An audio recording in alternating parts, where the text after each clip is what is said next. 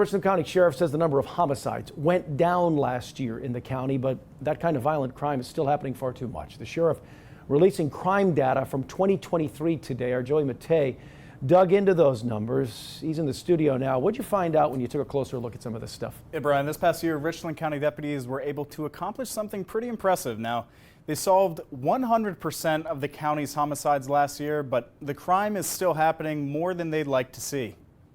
There's no such thing as a minor crime because the victim is a major crime. Richland County Sheriff Leon Lott saying Friday that it doesn't matter about the severity of the crime. Every crime will be handled with the same urgency. There were fewer homicides in 2023 when compared to the year before, but Lott says the number is still too high. According to data released Friday, there were 27 homicides last year in Richland County compared to 37 in 2022.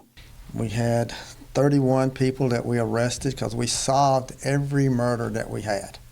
And I think that's very significant when you look at what can we do to prevent murders, is that solve the ones that you have. When you do have someone that's killed, you know, let's solve them. We had 27 last year compared to 37 the year before. In September, 3 Eau Claire High School students were shot and killed while they were hanging out at an abandoned house on a Sunday afternoon in North Columbia. Within a week, Richland County deputies were able to identify 2 teenagers who were charged with murder in a case that rocked the region. That when you pick up a gun, it's going to get you 1 or 2 places, either in the cemetery or in prison. They trust us. They trust to tell us stuff.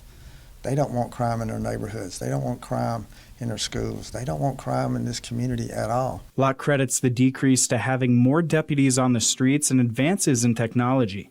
His department has its own DNA and forensics lab, which allows them to have quickly processed evidence and get more cases solved. It doesn't matter if your mailbox gets vandalized. We do DNA. We check for DNA. We check for fingerprints. We do all of that.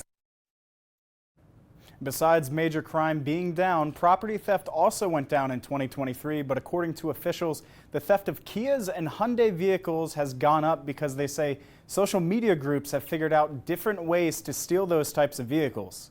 I'm Joey Matei, Watch Fox News, Local First. If you want to stay up to date with this story and much more, subscribe to our Watch Fox YouTube page. Be sure to like, comment, subscribe, and click the notification bell so you never miss an update.